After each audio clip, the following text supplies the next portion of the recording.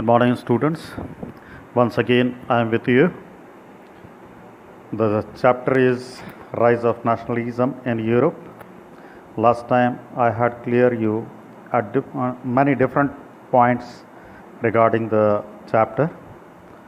This time, further some of the points are remaining to conclude the lesson, and that's why I have written the points on the screen as you are seeing. The name of the chapter you are well aware, The Rise of Nationalism in Europe. Europe में nationalism किस तरह से उठाव हुआ उसका, वो किस तरह से यूरोप में आगे बढ़ा, this you are studying in this chapter.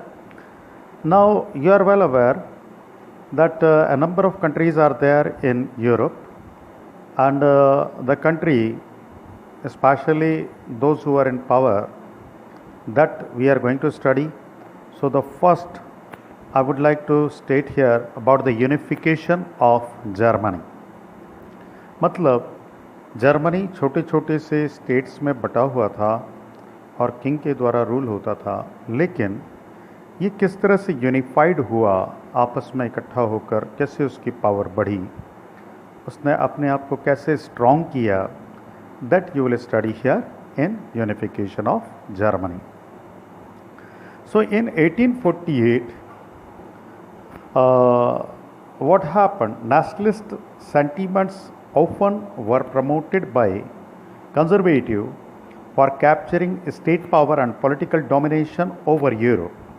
Means 1848 में कंजर्वेटिव्स जो थे उन्होंने कैप्चर करने की कोशिश की थी, मतलब अपने हाथ में लेने की कोशिश की थी political domination over Europe in. तो उन्होंने मतलब पूरे यूरोप में जो कंजर्वेटिव्स थे उन्होंने कोशिश किया था कि उनके हाथ में शासन की बागडोर आ जाए, उनके हाथ में पावर हो।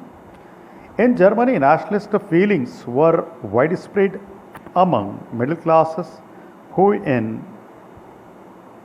who in 1848 tried to unite the different regions of Germany, German Confederation, into nation state governed by an elected parliament. What happened? In 1848, German Confederation, German का जो संघ था, उसने कोशिश किया कि जितने भी स्टेट्स हैं वो इलेक्टेड मेंबर्स के द्वारा, पार्लियामेंट के इलेक्टेड मेंबर्स के द्वारा गवर्न हों। मतलब यहाँ पर किंग के बजाय जो पार्लियामेंट्री अफेयर्स हैं या मतलब संसद के द्वारा जो काम चलते हैं, उस तरह का कोई चीज़ यहाँ पर होनी चाहिए ताकि एक पीपल्स के द्वारा वो रन हो, ऐसा उनका सोच था। इसमें Prussia took on the leadership of movement for national unification. Prussia जो था, प्रुशिया, हाँ रशिया नहीं, प्रुशिया PRUSSIA, ये जर्मनी का एक स्टेट था। Prussia took on leadership of movement for national unification. ये प्रुशिया ने लीडरशिप का कार्यभार संभाला ताकि वो यूनिफिकेशन में एक लीडिंग रोल कर सकें। Prussia's chief minister Otto von Bismarck was the architect of process with the help of Prussian army and bureaucracy. This person, very well known in the history, Otto von Bismarck, he was the chief minister of Prussia, and he designed the program how to bring the whole country under a same flag, means how to unify the whole Germany. And during this time he took the help of army and bureaucracy, means राजनीतिक के साथ साथ सैनिक का भी मदद का भी उन्होंने उसमें लिया मदद। Otto von Bismarck has followed a policy of blood and sword, means पूरे दबाव की नीति थी, अगर कोई नहीं मानता है तो उसे युद्ध से जीता जाए, ऐसी नीति ऑटो वॉन बिस्मार्क की थी। और साथ ही साथ कई लोगों को उन्होंने अपने ब्यूरोक्रेट्स, मतलब अपनी राजनीति के आधार पर उनको अपने साथ मिलाया, और जो नहीं मिलने को तैयार हुए उनको दबाव डालकर भी उन्होंने अपने साथ ले लिया। तो उन्होंने एक बहुत बड़ा काम किया यूनिफाइड करने में जर्मनी को। कौन थे व्यक्ति? Auto von Bismarck. What were the major events took place in the unification of Germany? Let us see. First one is the war with Austria, Denmark, France running over 7 years ended with Prussian victory and completed the process of unification. I told you earlier that he was the person believing in use of force also. So what happened? 7 years older, the wars were continued with Austria, Denmark and France. ये 3 country के साथ 7 सालों से उनका युद्ध चल रहा था और जर्मनी ने इन पर विजय प्राप्त की और इनको अपने साथ लेकर के यूनिफिकेशन ऑफ जर्मनी के उसमें पहला कदम प्रोसेस में कंप्लीट किया। On 18 January 1871 in assembly comprising the princess of German states, representative of army, important Prussian minister, including the chief minister Otto von Bismarck, proclaimed the new German Empire headed by Kaisar William I of Prussia. 1871 में 18 जनवरी 1871 को क्या हुआ? Princess of German states, in German states के जो राजकुमार होते थे, representatives of army, साथ ही साथ सेनापति जो थे, इम्पॉर्टेंट प्रुशियन मिनिस्टर जो पूरी पार्लियामेंट की उसमें मिनिस्ट्री थी, साथ ही साथ इसमें ऑटो वन बिस्मार्क जो कि खुद चीफ मिनिस्टर थे उस समय के, proclaimed the new German empire, उन्होंने एक नए जर्मन राज्य का घोषणा की और उसका चीफ किसे बनाया? किंग जो प्रुशिया के थे Kaiser William first. Kaiser William first became the head of the nation and he declared this German Empire by what? All the states together unified, and on 18th January 1871 Otto von Bismarck declared this all these states together as German Empire. So that was a leading and important role of Otto von Bismarck. The new state placed a strong emphasis on the modernizing the currency, banking, legal and judicial system in Germany. Whatever the changes took place, these were quite beneficial. A great change came into the country. And what were the changes where these changes were visible? These changes were visible in modernizing the currency, currency का आधुनिकीकरण हुआ, banking system सही हुए, legal और judicial system में भी सुधार हुआ। So you have seen here how the Germany was unified, who was the prime leader, and how did he do all this, that you have studied in the unification of Germany. Now the second point is unification of Italy. Italy was a big country.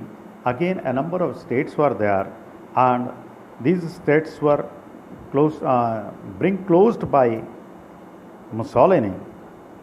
And how did he do that? That you will study here. And some other leaders were also there. The prominent leader that you will study about here, about them. Let us start this topic, unification of Italy. During the middle of 19th century, Italy was divided into 7 states, out of which only one state, Sardinia, Piedmont, was ruled by Italian princely house. What happened in 19th century? The whole Italy country was divided into 7 states, and only Sardinia, Piedmont was ruled by Italian princely house. Means राजा का अधिकार केवल एक ही Sardinia Piedmont पर ही था, बाकी सब अपने उसमें फ्री उसमें चल रहे थे, आज़ादी में थे, और उनको एक साथ लाना ज़रूरी था। अगर वो एक साथ आते तो कंट्री बड़ी हो सकती थी और उसका यूनिफिकेशन कहलाता। अब we will study here that who were the prominent leaders whose role was a leading role in unification of Italy.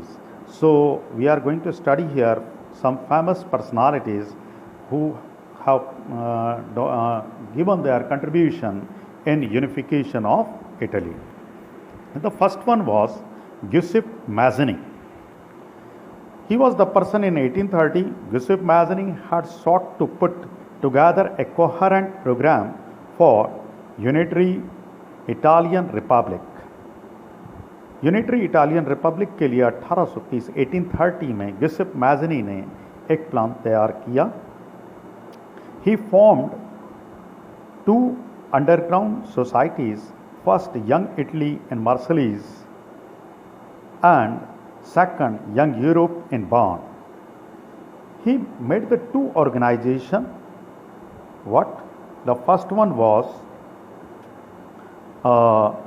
these were the underground society, Young Italy in Marseilles.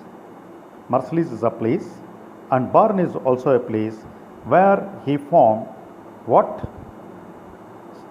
Young Europe. Young Italy and Young Europe were the two organizations made by him, and these organizations make the awareness among the people, join with them, and a feeling of nationality and oneness. They try to bound the peoples with these two organizations. Europe, Metternich was a person during that time. What he coded about this, the most dangerous enemy of our social order. He considered these two groups as a dangerous enemy in their social order of that time. Then second person was Count Camillo di Cavour. This was also an important person who played a leading role in unification of Italy. The unification of Italy owed much to the diplomacy of Chief Minister Cavour, who became the Prime Minister of Piedmont from 1852 to 1860. Count Camillo Cavour was the Chief Minister of Piedmont, Sardinia, Piedmont. The duration was 1852 to 1860. Though a tactful diplomatic alliance with France engineered by Cavour, Sardinia Piedmont succeeded in defeating Austrian forces in 1859. What happened here?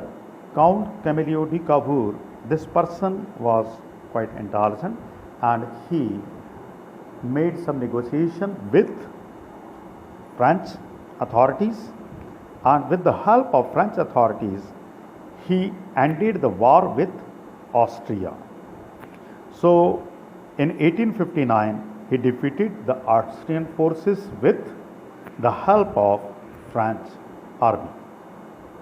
So he was also an important person to increase the power of Italy from 1852 to 1860. The third important person was Giuseppe Garibaldi. This was also an important personality. From 1833 to 1854, he played a leading role.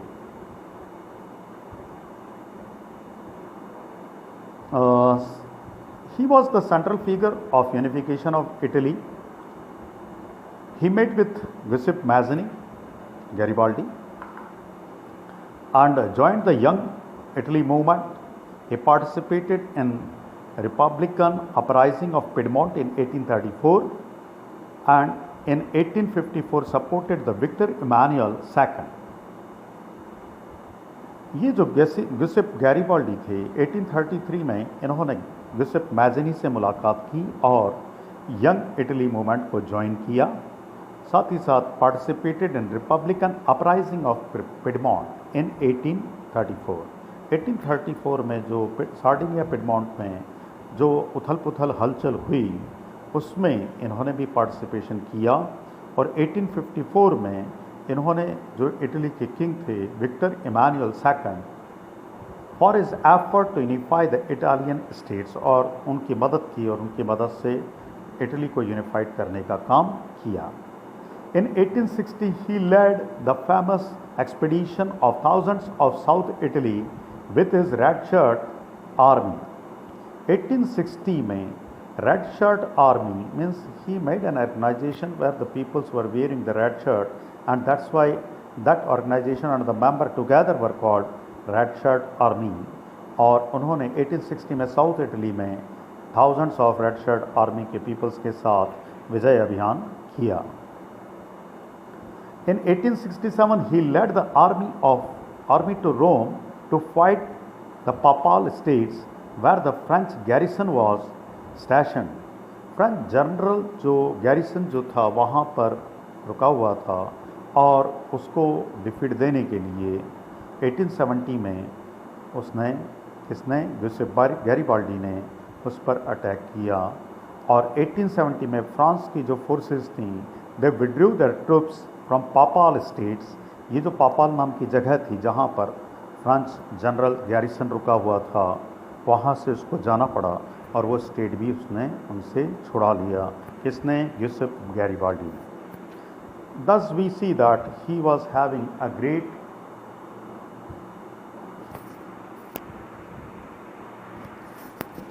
his contribution was a great in unification of Italy. So by that way you come to know there were three persons: Giuseppe Mazzini, Count Camillo di Cavour and Giuseppe Garibaldi. Then the next point is major events led to the unification. What were the major events that held during this unification that we have to see? Proclamation of United Italy. In 1860 the army, regular troops of armed volunteers marched into South Italy and the kingdom of Two Sicilies and succeeded in winning the support of local peasants in order to drive out the Spanish rulers. क्या होता है? 1860 में United Italy का proclamation होता है और उस समय साउथ इटली और आसपास के जो किंगडम्स थे टू सिसिलीज इनको जीतने में उसको मदद मिलती है. ठीक है. आर्मी जो थी उन्होंने इन दोनों स्टेट्स की जो आर्मी थी उनको हरा करके और विजय प्राप्त की. विनिंग सपोर्ट्स उनका भी सपोर्ट लिया. किन की मदद से ये सब हो सका? लोकल पीजेंट्स जो थे उनकी मदद से इन्होंने इसको जीता और वहाँ से स्पेनिश रूलर्स जो थे, स्पेनिश जिन्होंने उस पर अधिकार कर रखा था, उनको 1861 में वहाँ से अपनी फ़ौजें लेकर के निकलना पड़ा. इस तरह से ये एक घटना थी जिसमें टू सिसिलीज का जो किंगडम था वो स्पेनिश रूल से फ्री किया गया. Victor Emmanuel II was proclaimed king of United Italy. As I have stated it earlier that Victor Emmanuel he was supported by Giuseppe Garibaldi also, and by that way in 1861 आप ये जो event पढ़ रही हैं गैसिप Garibaldi का ही है और उसने विक्टर इमानुएल को प्रोक्लेम किंग बनाया यूनाइटेड इटली का. मीन्स उसको किंग डिक्लेयर कर दिया इटली का. In what happened during this time was proclaimed as the king of Italy, the state of Tuscany, Modena, Parma and the Papal joined hands with Sardinia. Thus a number of states of Italy, the names are Tuscany, Modena, Parma and Papal, they were all together joined with Sardinia.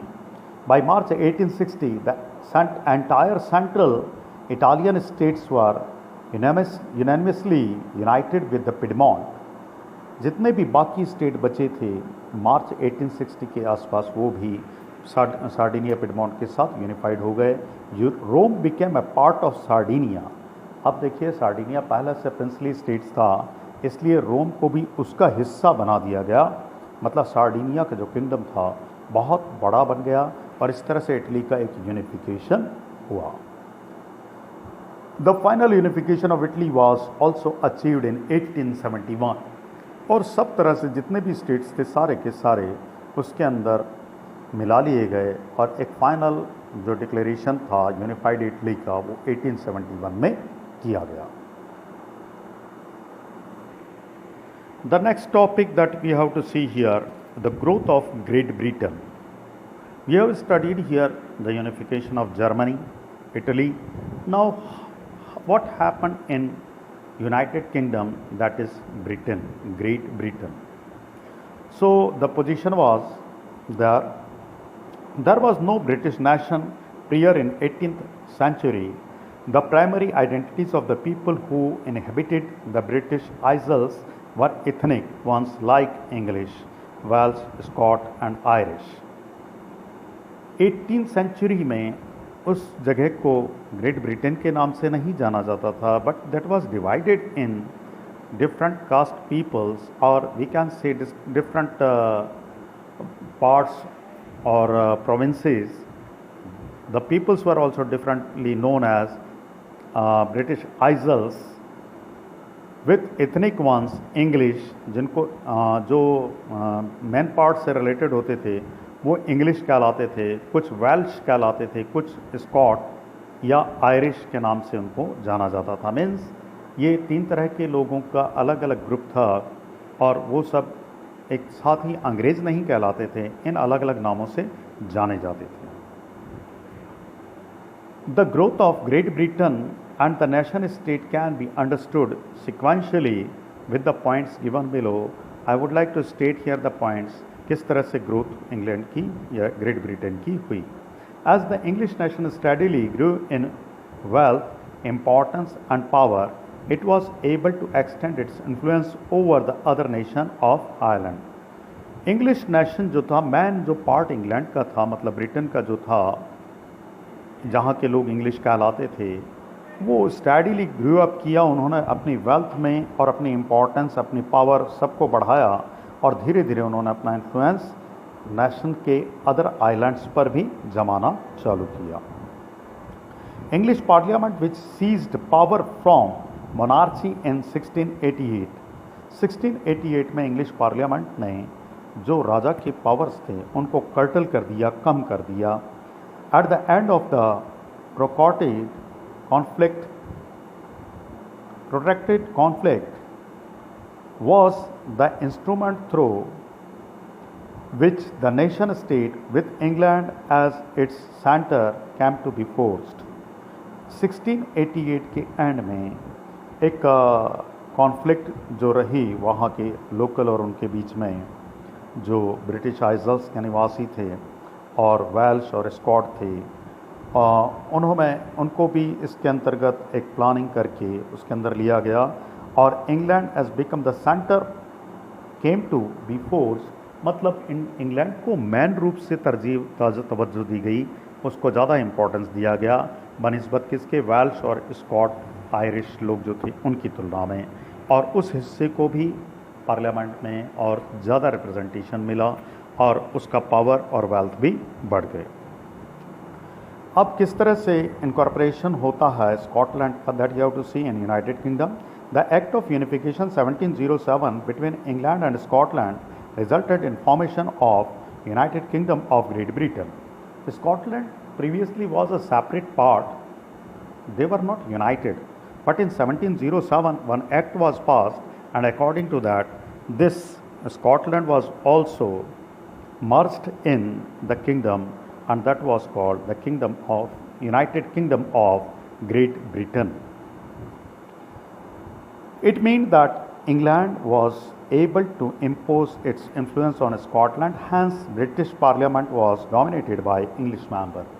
अब English members की उसमें ज़्यादा representation थी parliament में, और वो Scotland पर भी अपना डोमिनेटेड अपना प्रभाव दिखाना चाहता था, और इस तरीके से उन्होंने उसको अपने अंदर मिला लिया. और फिर भी मिले हुए राज्य में भी जो इंग्लिश थे उनका प्रभाव ज़्यादा था.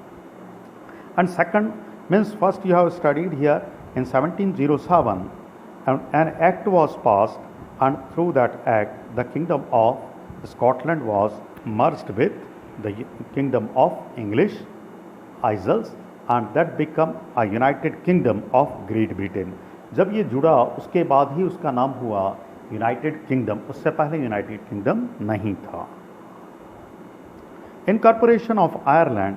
Ireland was treated as similar way as Scotland. It was a country divided into Catholics and Protestants. The English supported the Protestant of Ireland to establish their dominance over largely Catholic country. The revolt raised by Catholics was suppressed. Ireland जो था उस समय Ireland yes students, I want to deal here about the incorporation of Ireland. Whatever has happened with Scotland, the same idea was followed to incorporate Ireland. जिस तरीके से अंग्रेज़ों ने Scotland को अपने इसमें लिया था अधिकार में, वैसा ही उन्होंने इसके लिए भी किया, आयरलैंड के लिए भी. The country Ireland was divided among two Christian sects. One was the Catholic and other was Protestant. The Catholics were in power. But what happened? The English supported the Protestants, and with their help, they get a dominance over largely Catholic country. Protestant को उन्होंने support किया, मतलब Protestant जो Christians थे उनको उन्होंने support किया. ये जो कैथोलिक और प्रोटेस्टेंट जो दो ग्रुप थे क्रिश्चियंस के, कैथोलिक ज़्यादा शक्ति में थे, लेकिन प्रोटेस्टेंट और इनमें आपस में बनती नहीं थी, दोनों की विचारधाराएं अलग अलग थी. इसलिए प्रोटेस्टेंट को इंग्लिश ने सपोर्ट किया और धीरे धीरे प्रोटेस्टेंट की मदद से उन्होंने एक ये बड़ी कैथोलिक कंट्री थी उस पर अपना अधिकार कर लिया. कैथोलिक का एक रिवोल्ट हुआ जिसको इन्होंने ब्रिटिश ने सप्रेस कर दिया. After failed revolt led by Wolfe Tone and his United Irishmen 1798, Ireland was forcibly incorporated into United Kingdom of Britain in 1801. In 1801, Britain declared Ireland as the part of this United Kingdom, means forcibly the kingdom was merged into United Kingdom. And the person Wolfe Tone, he was the person who was revolted against this British policy, but he was suppressed, and finally that Ireland was merged into Britain. By that way, the Britain become a large united, means number of kingdoms were united. Especially you have studied here Scotland and Ireland and British Isles. These three parts together were known as United Kingdom or United Kingdom of Britain, Great Britain. And by that way, they have decided their national anthem, and the British flag Union Jack was also declared as the national flag, Union Jack, and national anthem, God Save Our Noble King. And English become the national language of this whole kingdom. So by that way you come to know about the incorporation of Ireland. Ireland को किस तरह से United Kingdom में मिलाया गया, ये आपने देखा. Then the next point is visualizing the nation. The nationalism was spreading among all the peoples all over the world. So there were some symbolic presentation of the nation. What was that? This process of symbolic presentation is called visualizing the nation.